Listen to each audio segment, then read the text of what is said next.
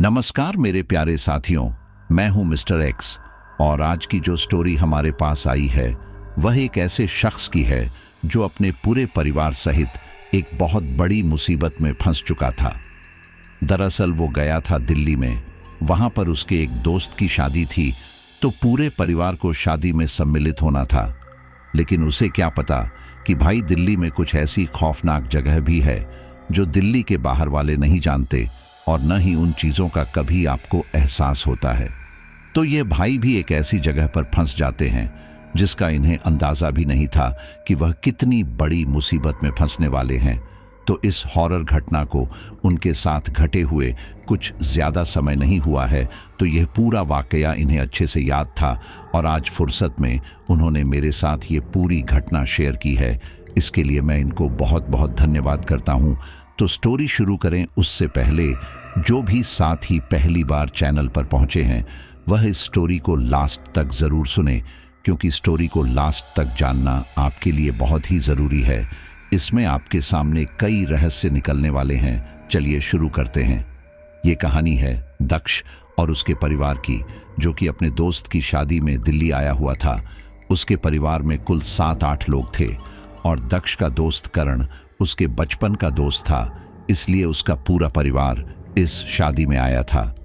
करण के घर वाले और रिश्तेदार उसके घर पर रुके हुए थे, लेकिन दक्ष ने अपने पूरे परिवार के लिए एक होटल में चेक इन करने का सोचा। शादी में अक्सर खर्चा भी काफी हो जाता है और उसके परिवार में 8-10 लोग थे। इस वजह से उसे कमरे भी ज्यादा चाहिए थे और यहां तक कि इन लोगों को यहां पर कम से कम 5-6 दिन रुकना था। इस वजह से इन्हें एक सस्ता होटल चाहिए था और इसी दौरान ये लोग दिल्ली के कश्मीरी गेट तक आए और एक अच्छा और सस्ता होटल ढूंढने लगे, क्योंकि करण की शादी भी कश्मीरी गेट में थी, इसलिए इन लोगों को भी होटल यहीं चाहिए था। वे लोग जिस जिस होटल में जाते रूम का किराया 1000 से ऊपर का होता। ऊपर से अगर इतने लोगों के लिए कमरे लिए गए तो फिर तो दक्ष की पूरी तनख्वाह ही यहाँ पर कमरे का किराया देने में चली जाती। इसीलिए वे लोग एक होटल से दूसरे होटल घूमने लगे। इसी दौरान दक्ष की बहन रिया बोली, क्या बात है भैया, आप इतनी देर से बस गाड़ी घुमाए जा रहे हो, किसी अच्छे होटल में रूम ले लो ना। मैं बहुत थक गई हूं और अब बस अपने कमरे में सोना चाहती हूं।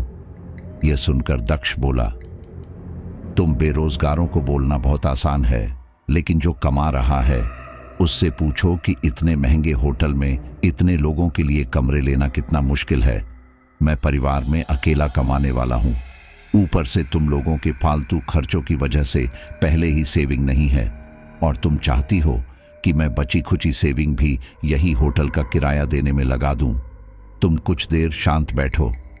इसके आगे तो रिया का मुंह ही फूल गया और वह चुप बैठी।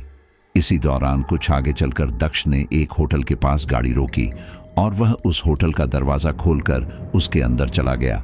वह होटल देखने में काफी ज्यादा शानदार लग रहा था।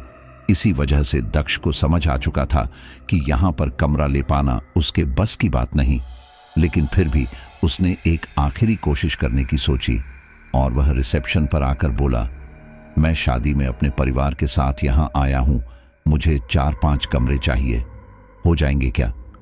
रिसेप्शन डेस्क पर एक 55 या 60 की उम्र का बंदा बैठा हुआ था। उसने दक्ष को एक नजर देखा और फिर कहा, बिल्कुल हो जाएंगे सर, आप थोड़ी देर बैठिए, मैं कमरों की सफाई करवाकर आपको चाबी देता हूं।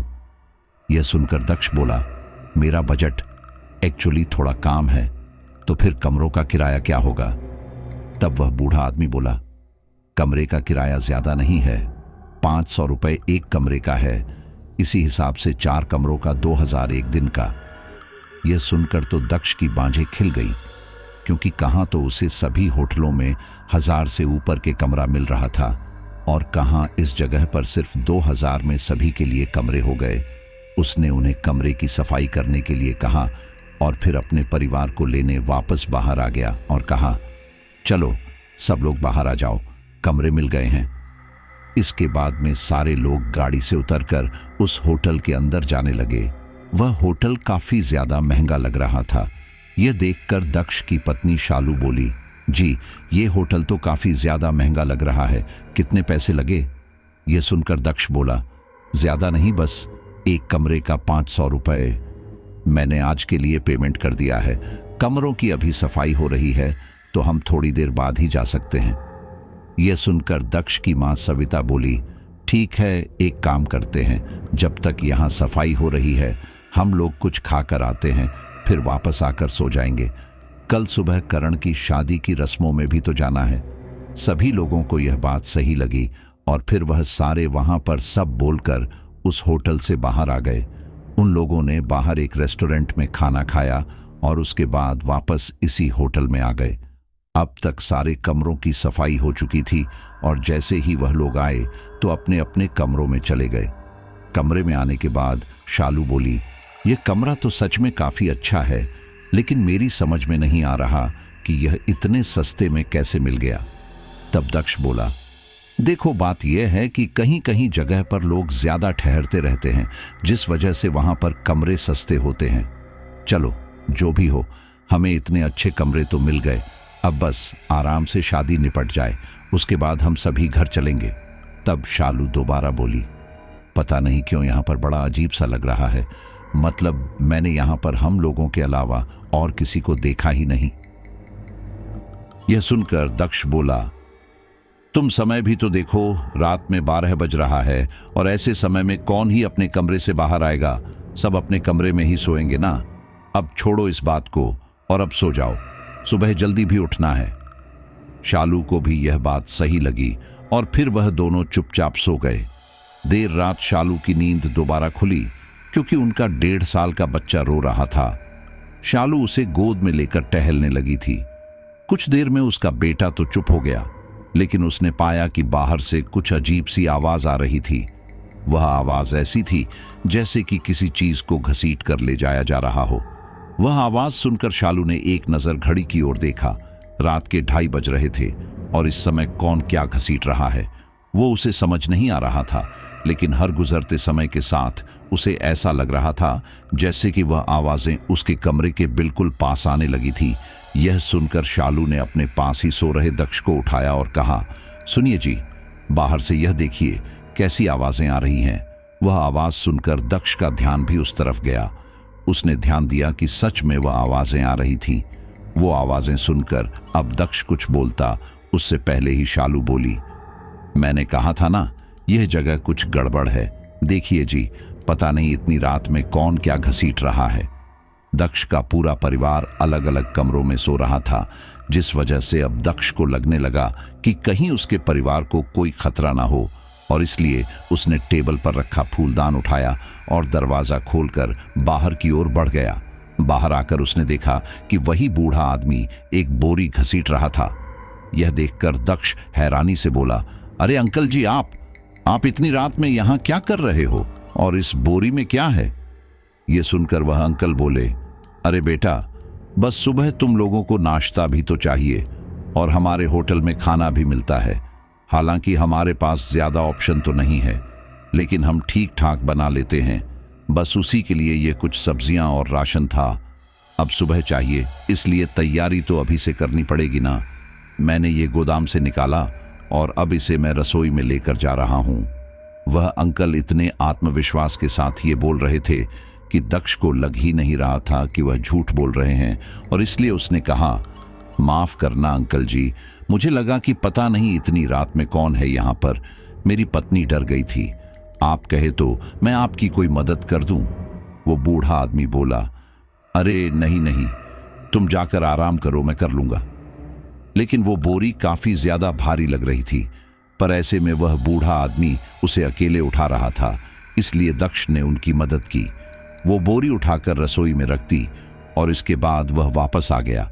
उसके आने के बाद शालू ने उससे पूछा, तब वह बोला, तुम ज्यादा ही सोचती हो, सब सही है। इस होटल में जो अंकल थे वह आलू की बोरी खींचते हुए ले जा रहे थे। मैंने उसकी मदद कर दी, लेकिन अब ठीक है। लेकिन तुम प्लीज भगवान के लिए अब बेमतलब में शक करना बंद करो। दक्ष से डांट खाने के बाद शालू को थोड़ा बुरा तो लग रहा था, लेकिन फिर उसने सोचा कि चलो अच्छा हुआ कि सब ठीक है। इसके बाद वो दोबारा से सोने की कोशिश करने लगी। अगली सुबह जब वे लोग तैयार होकर निकलने लगे तब एक बूढ़ी औरत उनके पास आई और बोली, आज आप लोगों का खाना यहीं पर है, क्या मैं ले आऊं? अब इससे पहले कि दक्ष कुछ कहता, वही बूढ़ा आदमी वहां आया और बोला, यह मेरी पत्नी है, असल में यह होटल हमारा ही है, हम दोनों मिलकर यह होटल चलाते हैं। हमने यहाँ पर काम करने के लिए कुछ लोग रख रखे हैं और भगवान की दया से होटल अच्छा चल जाता है और आप चिंता मत कीजिएगा, खाने का कोई चार्ज नहीं है।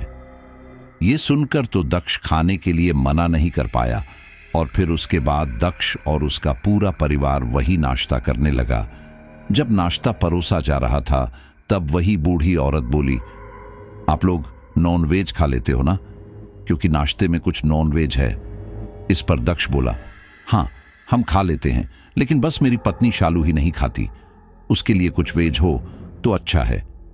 इसी के साथ ही शालू बोली, मेरे लिए रहने ही देना, मैं बाहर से खा लूंगी, मैं ऐसी जगह नहीं खाती जहां पर नॉनवेज बनता हो। यह सुनकर वह बूढ़ी औरत बोली, हम तुम्हारे लिए कुछ वेज बनवा देंगे, लेकिन आप प्लीज नाश्ता करके ही जाना। यह सुनकर शालू बोली, माफ करना, लेकिन मैं नहीं खा सकती, और वैसे भी हमें छोड़कर इस होटल के बाकी लोग तो यहां पर खा ही नहीं रहे हैं। यह सुनकर दक्ष का ध्यान भी अपने आसपास गया। उसने देखा कि उस पूरे होटल के कैफे में वो और उसका परिवार ही खा रहा था। वहीं वो बूढ़ा कपल एक दूसरे की ओर देखने लगा और तभी वो बूढ़ा आदमी बोला, अभी तो हमारे होटल में सिर्फ आप लोग ही हैं और कोई नहीं, क्योंकि अभी सीजन नहीं है तो टूरिस्ट आए नहीं हैं। ऊपर से हमारे होटल का नाम भी इतना नहीं है, आप लोग भी तो हमारे होटल में ऐसे ही आए थे। ये सुनकर दोबारा से दक्ष के मन की शंकाएं शांत हो गई, लेकिन शालू को अब ये जगह थोड़ी अजीब लग रही थी, लेकिन दक्ष के सामने वो बोल ही नहीं सकती थी। नाश्ता करने के बाद दक्ष और उसका परिवार जाने लगा तो उस बूढ़े आदमी ने पूछा, नाश्ता अच्छा लगा ना आपको?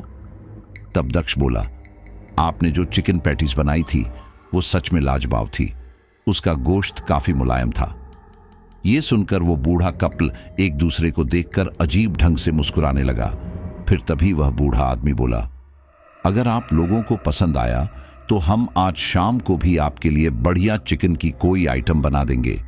ये सुनकर शालू बोली, नहीं कोई जरूरत नहीं है, हम लोग एक फंक्शन में जा रहे हैं तो वहीं से खाना खा पी कर आएंगे। तब वह बूढ़ा आदमी बोला, अरे मैडम चिंता क्यों करती हैं, ये बिल्कुल फ्री है, इसके लिए आपको कोई भी एक्स्ट्रा चार्ज नहीं देना है। यह सुनकर दक्ष समेत उसके सारे ससुराल वाले मान गए, लेकिन शालू को अब पहले से ज्यादा गड़बड़ लगने लगी थी। जब वह लोग वहां से निकल गए और गाड़ी में बैठ गए थे तब शालू बोली, आप लोगों को यह कुछ अजीब नहीं लगा? मतलब इन लोगों ने एक दिन के सिर्फ 500 रुपए लिए हैं और उसमें यह सब इतना कुछ दे रहे हैं। रात में भी यह लोग पता नहीं क्या घसीट रहे थे। मुझे तो नहीं लगता कि हमें यहाँ पर ज्यादा समय तक रहना चाहिए। हम लोग कहीं और होटल नहीं ले सकते क्या? यह सुनकर दक्ष बोला, पता नहीं तुम्हारी समस्या क्या है, जब से यहाँ आई हो तब से कुछ ना कुछ उल्टा सीधा बोले जा रही हो, और मान लो कि अगर वहाँ कुछ गड़बड़ है भी तो भी हमें कौन सा यहाँ पर पूरी जिंदगी रुकना है। बस 4-5 दिन के बाद हम यहाँ से निकल जाएंगे, इसी बहाने हमारे कितने पैसे बचेंगे। यहाँ पर एक दिन में 500 रुपए देने से हमारा खाना पीना सब फ्री है। ये सुनकर शालू बोली, वही तो मैं भी कह रही हूं कि कौन है जो इस तरह से करता है, सिर्फ 500 रुपए में आपको इतने अच्छे से खिला देगा क्या? और आज जब आप लोग नाश्ता कर रहे थे तब मैं उन दोनों को बड़े ध्यान से देख रही थी तो मैंने एक अजीब चीज नोटिस की, और वह यह कि वह लोग पलक नहीं झपकते। अरे ऐसा कौन सा इंसान है जो पलक नहीं झपकता? वो लोग मुझे सही नहीं लग रहे, प्लीज वहां से चेकआउट कर लेते हैं। ये सुनकर दक्ष बोला, तुम घर पर रहकर काम ही क्या करती हो? मुझसे पूछो कि पैसा मैं कैसे कमाता हूं, और तुम चाहती हो कि मैं तुम्हारे इस फालतू से वहम की वजह से इतनी सस्ती जगह छोड़कर किसी महंगी जगह पर रहने चला जाऊं। देखो मुझे अभी सेविंग भी करनी है, इसलिए प्लीज तुम मुझे परेशान करना बंद करो। शालू उन सबको समझा रही थी, लेकिन उन लोगों की अक्ल पर तो पत्थर पड़ गए थे और उन सब लोगों से शालू जीत ना सकी, जिस वजह से उसने चुप रहने में ही अपनी भलाई समझी। पूरे दिन वहां फंक्शन अटेंड करने के बाद वे लोग वापस होटल में आ गए। वहां जाकर जब वे लोग रिसेप्शन एरिया के पास पहुंचे तो शालू ने देखा कि वहां पर टेबल के एक कोने पर कुछ लाल लाल सा लिक्विड पड़ा था। यह देखकर शालू काफी ज्यादा घबरा गई। उसे लगने लगा कि कहीं यह किसी का खून तो नहीं। वह किसी को यह शक नहीं होने देना चाहती थी कि उसने ये देख लिया है, इसलिए वो सामान्य बनने की एक्टिंग करती रही और अपने कमरे में चली गई।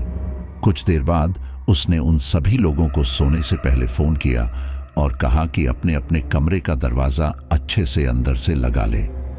लेकिन शालू की बातें उन सबको मजाक लग रही थी। उन लोगों ने अपने कमरे का दरवाजा तो लगा लिया था, लेकिन उन लोगों के हिसाब से तो शालू थोड़ी बेवकूफ थी। शालू को आज नींद नहीं आ रही थी। उसने अपने बेटे को सुलाया और वह भी सोने की कोशिश करने लगी, लेकिन सो ही नहीं पा रही थी। उसे रह रहकर उन बूढ़े बुढ़िया का चेहरा याद आने लगा था और इसी तरह से रात के 2 बज गए थे। शालू इन सब के बारे में सोच रही थी कि तभी अचानक किसी के हंसने की आवाज से शालू का ध्यान भंग हुआ। वह आवाज सुनकर शालू दौड़कर अपने कमरे के दरवाजे के पास आई और कान लगाकर बाहर का सुनने लगी। बाहर कॉरिडोर में से किसी औरत की भयानक ढंग से हंसने की आवाज आ रही थी, लेकिन वह आवाज उनके कमरे से काफी दूर थी। वह ये सुन ही रही थी कि तभी अचानक एक भयानक हाथ उस दरवाजे को तोड़कर शालू की गर्दन तक जा पहुंचा। इन सब से शालू काफी ज्यादा घबरा गई और जोर से चीखी। उसकी चीख सुनकर दक्ष उठ बैठा और उसने देखा कि शालू दरवाजे के पास खड़े होकर चीख रही थी। यह देखकर दक्ष उसके पास आया और बोला, तुम इतनी रात में ऐसे चीख क्यों रही हो? तुम दरवाजे के पास क्या कर रही हो? दक्ष को अपने पास खड़ा देखकर शालू रोते हुए उसके सीने से जा लगी और बोली, बाहर से किसी औरत की हंसने की आवाज आ रही थी। जब मैंने कान लगाकर आवाज सुनने की कोशिश की तो एक भयानक हाथों ने मुझे जकड़ लिया। यह सुनकर दक्ष ने एक नजर दरवाजे की ओर देखा और फिर शालू से कहा, वह भयानक हाथ इस दरवाजे से आर पार आए थे? यह सुनकर शालू ने हाँ में अपनी गर्दन हिला दी, लेकिन फिर तभी दक्ष बोला, अगर कोई भी हाथ आर पार आता है तो दरवाजे को चोट तो आनी चाहिए थी, लेकिन यह दरवाजा तो बिल्कुल ठीक है। इसे देखकर लग तो नहीं रहा कि कुछ भी इसके आर पार आया होगा, और अब वो हंसने की आवाज क्यों नहीं आ रही फिर? यह सुनकर शालू दरवाजे को अच्छे से चेक करने लगी।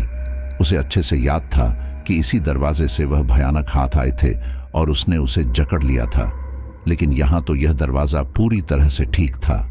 उसे यूं हैरान परेशान देखकर दक्ष बोला, शायद तुम आज काफी ज्यादा थक चुकी हो, इसी वजह से तुम्हें ऐसे वहम हो रहे हैं, लेकिन चिंता मत करो, सुबह तक ठीक हो जाओगी। चलो थोड़ा आराम कर लो, बच्चे की चिंता मत करना, उसे मैं संभाल लूंगा। शालू उसे बोलती रही कि उसे वहम नहीं हुआ था, बल्कि वह सच बोल रही है, लेकिन दक्ष तो जैसे कुछ सुनने को तैयार ही नहीं था। उसने शालू को सुलाया और खुद भी सो गया।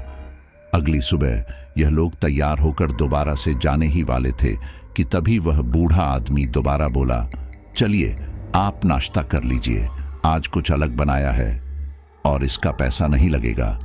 आप बस आराम से खाइए और अपने जान पहचान वालों को हमारे होटल के बारे में जरूर बताइएगा।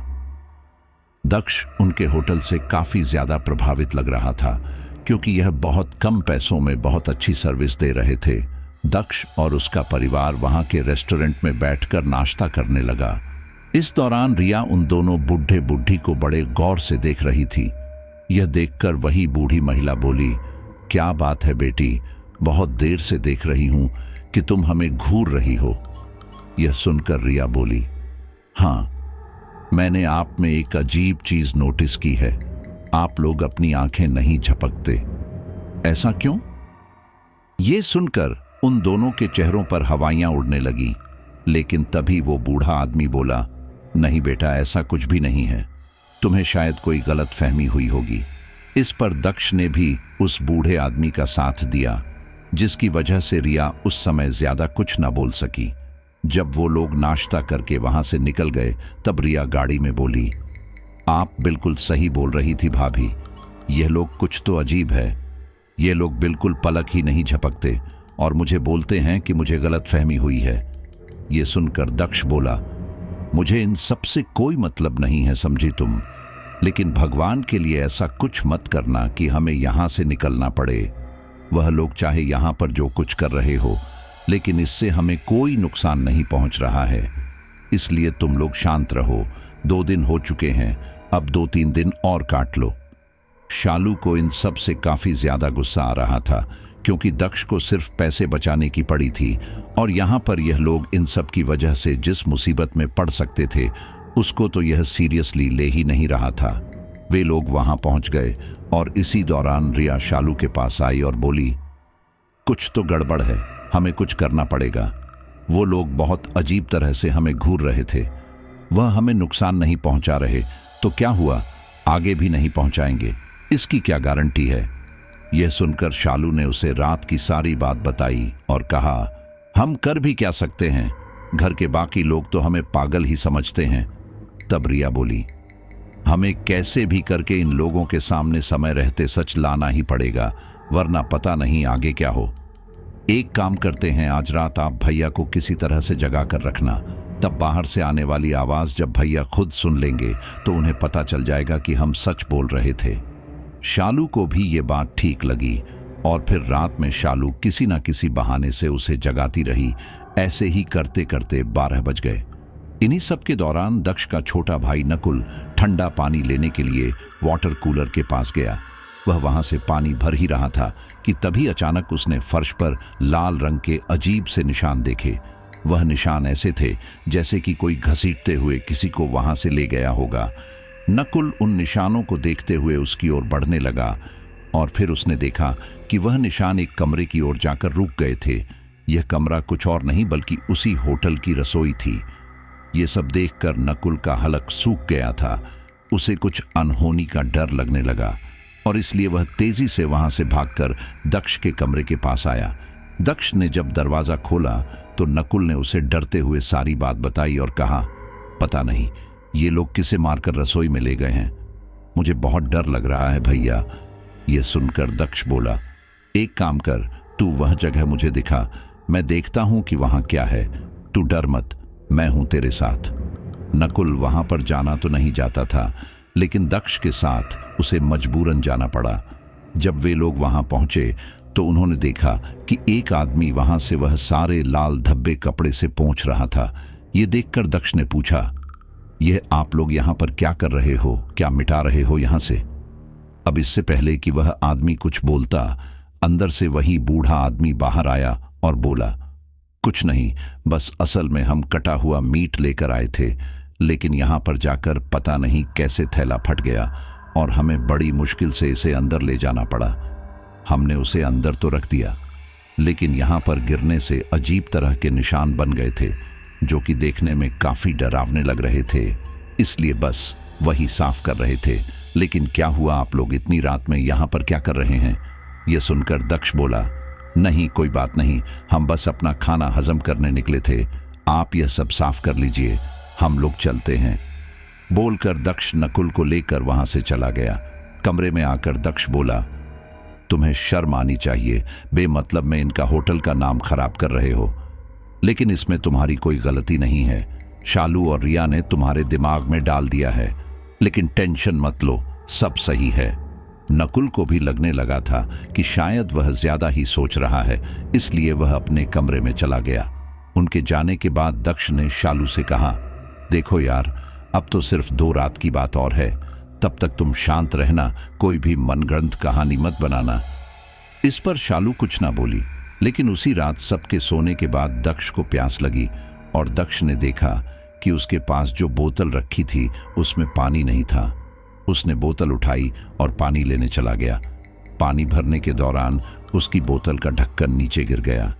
दक्ष वह ढक्कन उठाने के लिए जब नीचे झुका तो उसने देखा कि उस वाटर कूलर के नीचे ही एक कटी हुई उंगली पड़ी हुई थी।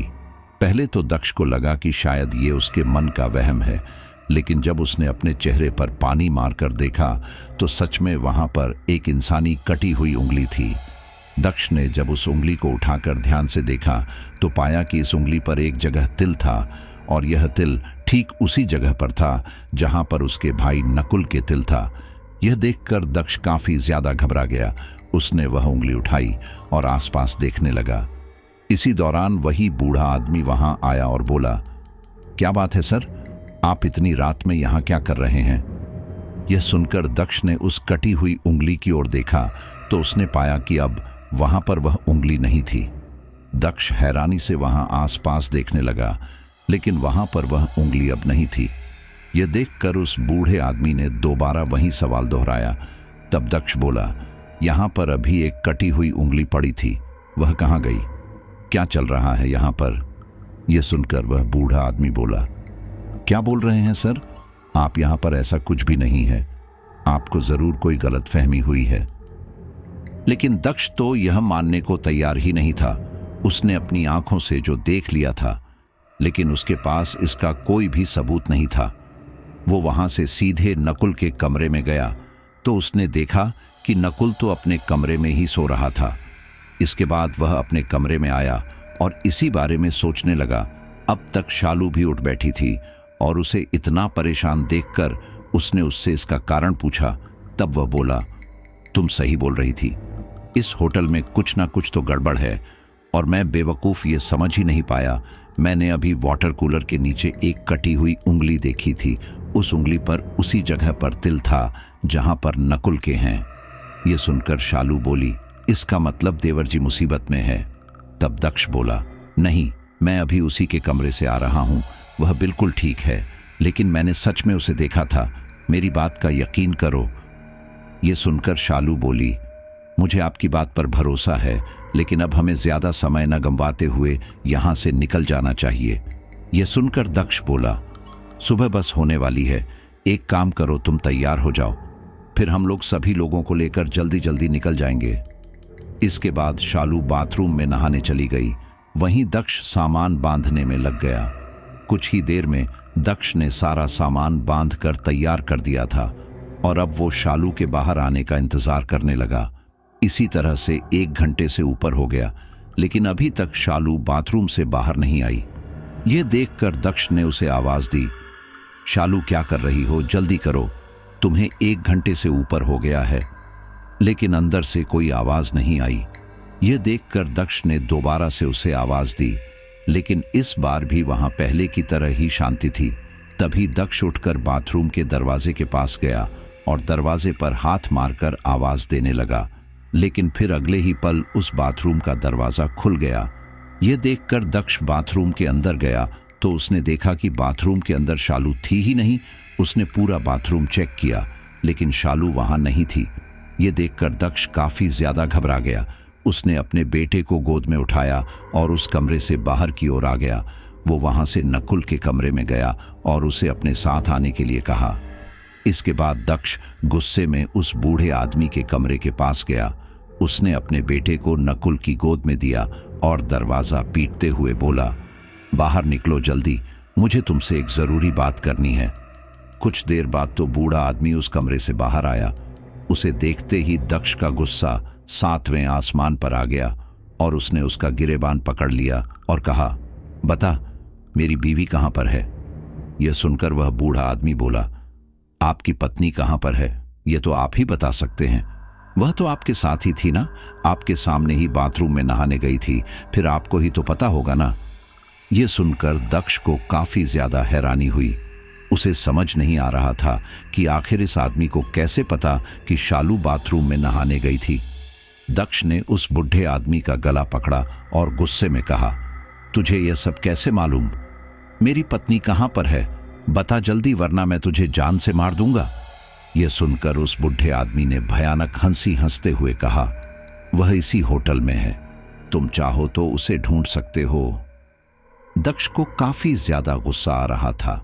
अब इससे पहले कि वह और कुछ करता, उसकी आंखों के आगे अंधेरा छाने लगा और इसी के साथ ही वह वहीं पर बेहोश होकर गिर पड़ा। कुछ देर बाद जब उसकी आंख खुली तो उसने खुद को अपने बिस्तर पर पाया और इसी के साथ ही उसने देखा कि शालू गोद में बच्चे को खिला रही थी। यह देखकर दक्ष को काफी ज्यादा हैरानी हुई। उसे यकीन नहीं हो रहा था कि जो उसने अभी थोड़ी देर पहले देखा था वह सच था या सपना। वह यह सब सोच ही रहा था कि तभी शालू बोली, आप बड़ी लेट उठे, चलिए तैयार हो जाइए, हमें निकलना भी तो है। यह सुनकर दक्ष को लगा कि शायद उसने सपना ही देखा होगा और फिर वह बाहर जाने के लिए तैयार होने लगा। दक्ष तैयार हो ही रहा था कि तभी अचानक वही बूढ़ा आदमी वहां आया और बोला, नाश्ता तैयार हो गया है, आप लोग जाकर नाश्ता कर ले। इसके बाद दक्ष शालू और अपने परिवार के साथ वहां के डाइनिंग रूम में गया। सब लोग आराम से बैठकर नाश्ता कर रहे थे कि तभी अचानक दक्ष ने देखा कि उसकी पत्नी, जो पूरी तरह से शाकाहारी थी, वह आज यह चिकन की डिश खा रही थी। यह देखकर दक्ष हैरानी से बोला, मुझे यकीन नहीं हो रहा शालू, क्या यह तुम ही हो? तुम तो नॉनवेज नहीं खाती थी ना? यह सुनकर शालू बोली, हाँ तो क्या हो गया, तुम भी तो खाते ही हो ना। तब दक्ष ने कहा, हाँ लेकिन तुम नहीं खाती थी ना, इसलिए इस बात की थोड़ी हैरानी हुई। यह सुनकर रिया बोली, जरूरी तो नहीं है ना कि जैसे इंसान पहले हो वैसा हमेशा ही रहे। भाभी भी खाने लगी हैं, अच्छी बात है। यह सुनकर दक्ष ने ज्यादा कुछ नहीं कहा, क्योंकि उसे आज यह सारे लोग काफी ज्यादा अजीब लग रहे थे और यहां तक कि उसका 1.5 साल का बेटा भी बिल्कुल शांति से खाना खा रहा था।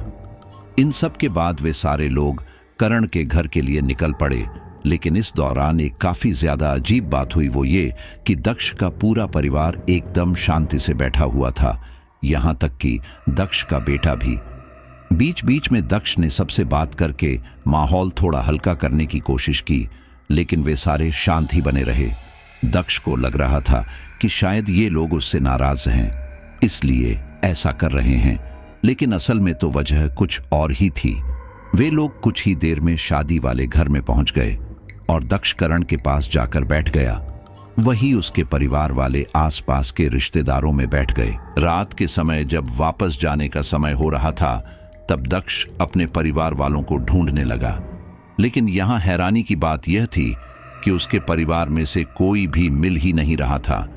दक्ष ने उस पूरे घर में उन्हें कई बार ढूंढा, यहां तक कि उसने कई लोगों से उनके बारे में पूछा भी, लेकिन सबने यही कहा कि वे लोग सुबह के समय दिखे थे और अभी तो पता नहीं कहां पर है। दक्ष ने उन्हें फोन भी लगाया, लेकिन उनमें से कोई भी फोन उठा नहीं रहा था। इन सब से दक्ष काफी ज्यादा परेशान हो चुका था कि तभी करण बोला, देख डर मत, हो सकता है कि वह लोग तुझसे नाराज हों, क्योंकि मैं सुबह से तुम लोगों को देख रहा हूं। वह लोग तुझसे बात ही नहीं कर रहे हैं, तो मुझे लगता है कि वो लोग तुझसे नाराज है और वह लोग तेरे बिना ही वापस चले गए होंगे। दक्ष को भी यह बात ठीक लगी और फिर तभी दक्ष के दिमाग में एक चीज आई। उसने उसी होटल में फोन किया और पूछा कि क्या उसके परिवार के लोग वहां पर हैं। वह फोन उस बूढ़े आदमी ने उठाया था और उसने कहा, हाँ वो लोग यहीं पर है, कुछ समय पहले ही आए हैं। यह सुनकर दक्ष ने राहत की सांस ली और फिर वह भी घर की ओर निकल पड़ा। वह होटल में आकर अपने परिवार वालों को ढूंढने लगा, लेकिन यहाँ हैरानी की बात यह थी कि यहाँ पर कोई भी नहीं था। यह देखकर वह रिसेप्शन पर गया और पूछा, मेरे परिवार वाले कहाँ पर है, आपको कुछ पता है? वह मिल नहीं रहे। ये सुनकर वही बूढ़ी औरत बोली, वह लोग इसी होटल में कहीं होंगे, शायद वह लोग तुम्हारे साथ जाना नहीं चाहते, इसलिए ऐसा कर रहे हैं। तो तुम एक काम करो, उनके बिना ही यहां से चले जाओ। यह सुनकर दक्ष को काफी ज्यादा गुस्सा आया और वह बोला, ऐसे कैसे अपने परिवार को छोड़कर चले जाऊं? मैं उन्हें बिल्कुल नहीं छोड़ने वाला। इसी दौरान वह बुढ़ा आदमी वहां आया। उसके हाथ में एक तेज धार वाला चाकू था। वह चाकू में टेबल से धार मार रहा था और वह दक्ष से बोला, तुम्हारी भलाई तो वैसे इसी में ही है कि तुम यहां से अकेले ही चले जाओ, क्योंकि तुम्हारा परिवार इतनी आसानी से तो यहां से जाने से रहा। यह सुनकर दक्ष को काफी ज्यादा गुस्सा आया और वह बोला, ऐसे कैसे वो लोग मेरे साथ नहीं जाएंगे? आप बताइए मुझे कि वो लोग कहां पर है, मैं उनसे खुद ही बात करता हूं। इस पर वह दोनों बुढ़े बुढ़िया भयानक ढंग से मुस्कुराने लगे। ठीक इसी दौरान दक्ष की मां वहां आई और बिल्कुल सपाट लहजे में बोली, हमें तुम्हारे साथ नहीं जाना, तुम यहां से चले जाओ। यह सुनकर दक्ष बिल्कुल हैरान रह गया था। उसे समझ नहीं आ रहा था कि आखिर उसकी मां ऐसा क्यों बोल रही है। वह उनके कंधे पकड़कर बोला, मां क्या हो गया है आपको? आप ऐसे क्यों कर रही हैं? अगर कोई बात है तो मुझे बताइए। अब इससे पहले कि उसकी मां कुछ बोलती, दूसरी तरफ से उसके पिता वहां आ गए और बोले, तुझे एक बार में समझ नहीं आता क्या कि हम तेरे साथ नहीं जाना चाहते? दक्ष ने जब उन दोनों के चेहरे की ओर देखा तो उसने पाया कि यह दोनों बिल्कुल सपाट भाव से उसे देख रहे थे। यह देखकर दक्ष को समझते देर न लगी कि यहां पर जरूर कुछ गड़बड़ है। इन दोनों बुढ़े बुढ़िया ने इसके परिवार के साथ कुछ कर दिया है। इसलिए वह उस बूढ़े आदमी से बोला, यह सब तेरा किया धरा है ना? क्या किया तूने मेरे परिवार के साथ? दक्ष गुस्से में उन दोनों को घूर रहा था, लेकिन ठीक इसी दौरान उन दोनों की आंखें भयानक ढंग से चमकने लगी। यह देखकर दक्ष डरते हुए 2 कदम पीछे हट गया, लेकिन इसी दौरान वह एकदम से नीचे गिर पड़ा। उसे ऐसे देखकर उन दोनों के चेहरे पर एक भयानक चौड़ी मुस्कान आ गई थी और वह दोनों अपना भयानक चेहरा दक्ष के चेहरे के एकदम पास ले आए। फिर तभी वह बूढ़ी औरत बोली, तो क्या तू अपने परिवार को बचाना चाहता है? दक्ष अपने परिवार के बिना नहीं रह सकता था, इसलिए उसने हल्के से हाँ में अपनी गर्दन हिला दी थी। इसी दौरान वह बुढ़ा आदमी बोला, ठीक है, फिर तो हम तुझे एक मौका देते हैं। तुझे आज रात में ही हमें 4 इंसान लाकर देने होंगे। ऐसा होते ही हम तेरे परिवार को छोड़ देंगे। यह सुनकर दक्ष बिल्कुल धीमे से बोला, आप उन लोगों का क्या करेंगे? तब वह बुढ़ा भयानक ढंग से मुस्कुराते हुए बोला, हमें और हमारे ग्राहकों को इंसानी मांस बहुत पसंद है और हम लोग इस होटल से बाहर जाकर लोगों को यहां नहीं ला सकते, इसलिए तुम्हें यह काम करना होगा। दक्ष अपने परिवार से बहुत प्यार करता था और इसलिए वह उनके लिए कुछ भी करने को तैयार था, यहां तक कि यह गलत काम भी। वह इसके लिए मान गया और फिर अब वह दिल्ली की सड़कों में निकलकर ऐसे लोगों की तलाश करने लगा। लेकिन दक्ष का मन यह करने को नहीं मान रहा था, क्योंकि अगर उससे उसका परिवार छीन लिया जाता तो उसको भी ठीक वैसा ही फील होता जैसा कि वह किसी और के परिवार के सदस्य को उनके हवाले करके कर रहा था। इसलिए वह धर्म संकट में फंस चुका था। कुछ आगे चलकर उसे एक लड़का बीच सड़क पर खड़ा दिखाई दिया। 25 से 26 साल का वह लड़का बैग टांगे किसी ऑटो का इंतजार कर रहा था। दक्ष ने सोचा कि यह मौका अच्छा है, इसको बलि का बकरा बनाया जाए, और यही सोचकर वह अपनी गाड़ी उस लड़के के पास ले गया। उसके पास आकर दक्ष ने उससे पूछा, क्या बात है भाई, कहीं जा रहे थे क्या? चलो मैं तुम्हें छोड़ दूं। तब वह लड़का बोला, बहुत बहुत शुक्रिया भाई, मुझे बस आगे ही जाना है, लेकिन मैं ऑटो से चला जाऊंगा। यह सुनकर दक्ष ने उससे कहा, अरे मैं भी बस आगे ही जा रहा था, आओ मैं तुम्हें छोड़ देता हूं। इसी बहाने मुझे भी कंपनी मिल जाएगी। वैसे भी मुझे इस शहर में थोड़ा डर लग रहा है। दक्ष देखने में काफी अच्छे घर का लग रहा था, इसलिए वह लड़का मान गया और उसकी गाड़ी में बैठ गया। दक्ष उससे बात करते हुए गाड़ी चला ही रहा था कि तभी उस लड़के को किसी का फोन आया और उस लड़के ने फोन उठाकर कहा, हाँ मां, मैं एकदम ठीक हूं, मेरी चिंता मत करो। मैंने आज ही पापा की दवाई के पैसे और घर खर्च के पैसे भेज दिए हैं। नहीं, चिंता मत करो, इतने पैसों में मेरा यहां पर काम चल जाएगा। इसके बाद उसने फोन रख दिया। यह सुनकर दक्ष बोला, तुम अपने घर पर अकेले ही कमाने वाले हो क्या? तब वह लड़का बोला, हाँ, मैं अकेले ही कमाने वाला हूं। मुझसे छोटी 2 बहनें हैं, उनकी पढ़ाई भी मैं ही करवा रहा हूं। पिताजी पहले प्राइवेट नौकरी में थे, इस वजह से कोई सेविंग भी नहीं है और आजकल वह बीमार भी चलते हैं। लेकिन भगवान का लाख लाख शुक्र है कि मुझे एक अच्छी नौकरी मिल चुकी है, जिससे मैं अपने परिवार की जरूरत आराम से पूरी कर लेता हूं। यह सुनकर दक्ष की आंखों में आंसू आ गए।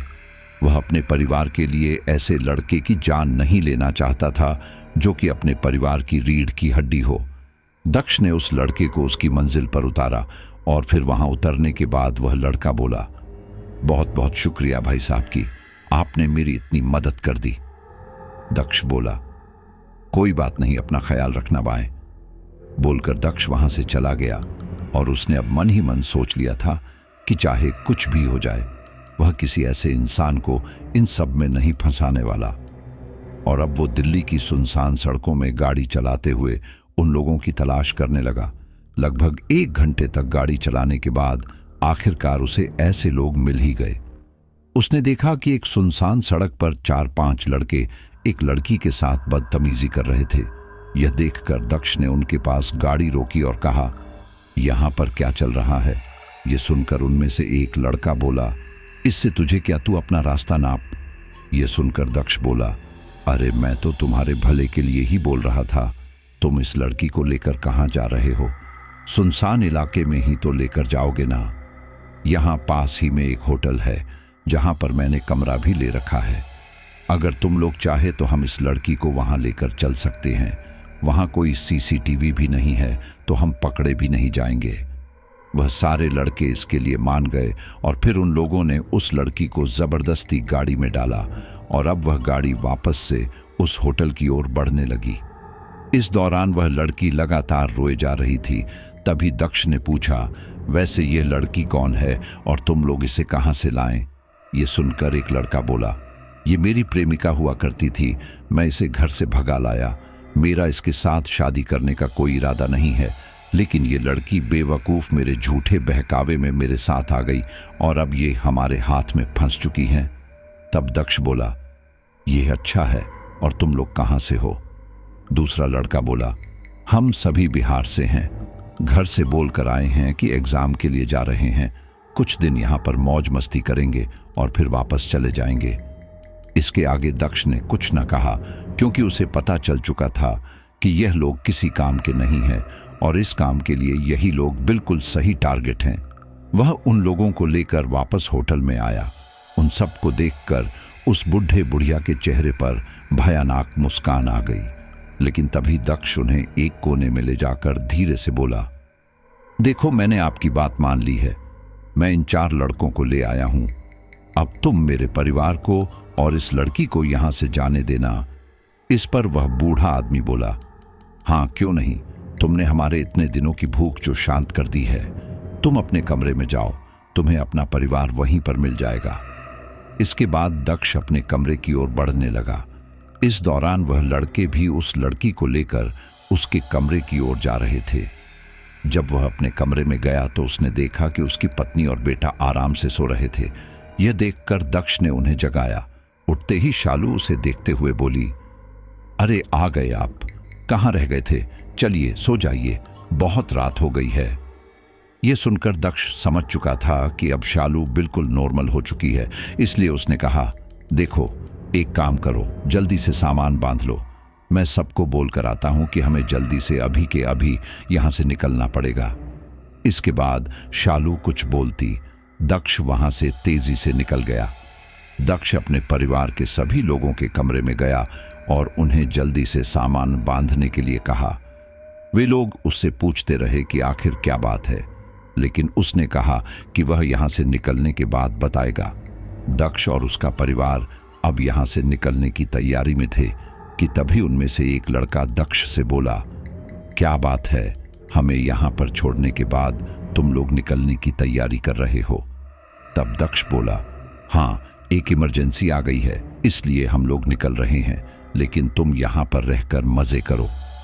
बोलकर दक्ष वहां से जा ही रहा था कि तभी अचानक उसने देखा कि सामने से वही बुढ़ा बुढ़िया हाथों में चाकू लिए उनकी तरफ ही बढ़ रहे थे। यह देखकर दक्ष एक तेज आवाज में बोला, यह सब क्या है? मैंने तुम्हारी बात मानी और अब तुम ऐसी हरकतें क्यों कर रहे हो? यह सुनकर वह बूढ़ा आदमी बोला, तो क्या करूं, 4 के लिए 8 से 10 लोगों को जाने दूं? मुझे तुम लोग काफी ज्यादा पसंद आ गए, इसलिए अब तुम हमेशा यहीं पर रहना। तुम लोग हमेशा हमारे लिए काम करना, बदले में हम तुम्हें बहुत ही अच्छा गोश्त खिलाएंगे।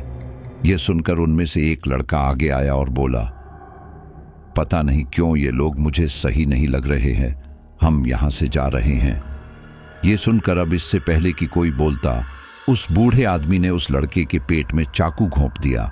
वह लड़का फटी फटी आंखों से उस बूढ़े आदमी को देख रहा था और इसी के साथ ही उस बूढ़े आदमी की आंखें चमकने लगीं। यह देखकर रिया जोर से चीख पड़ी।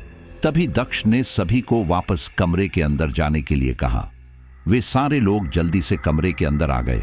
इस कमरे के अंदर दक्ष के परिवार के साथ साथ वह 3 लड़के और वो लड़की भी थे।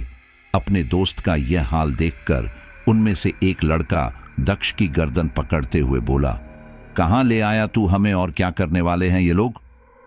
ये देखकर दक्ष ने उसे एक जोरदार थप्पड़ मारा और कहा, मैं कोई कमजोर लड़का नहीं हूं जो तुझसे डर जाऊंगा, समझा?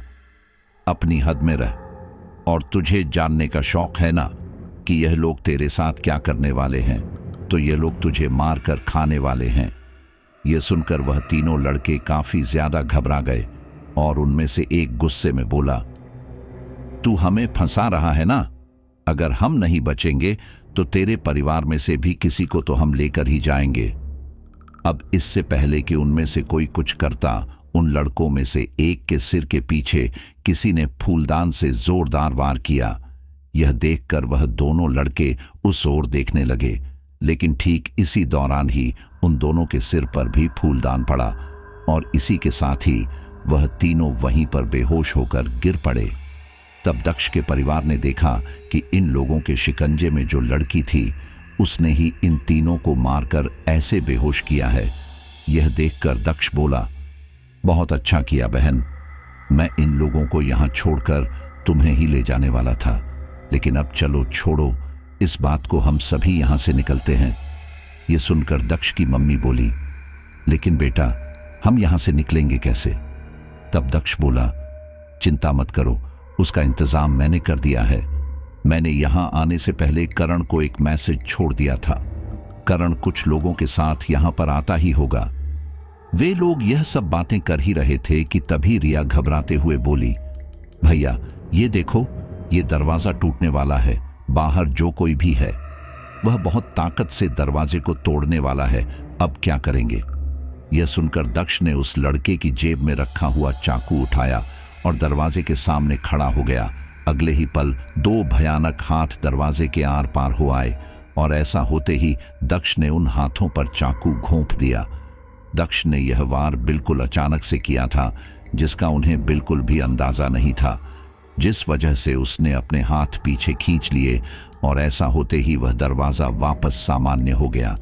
यह देखकर दक्ष बोला, अच्छा तो यह बात है, यह पूरा का पूरा होटल ही मायावी है। हमें जल्दी यहां से निकलना पड़ेगा, वरना पता नहीं हमारा क्या होगा। बोलकर दक्ष ने करण को फोन लगाया। दूसरी तरफ से करण की आवाज आई, हेलो भाई, मैं तेरी बताई जगह पर आ चुका हूं, लेकिन यहां पर तो कोई होटल ही नहीं है, बस तेरी गाड़ी यहीं पर खड़ी है, कहां पर हो तुम लोग?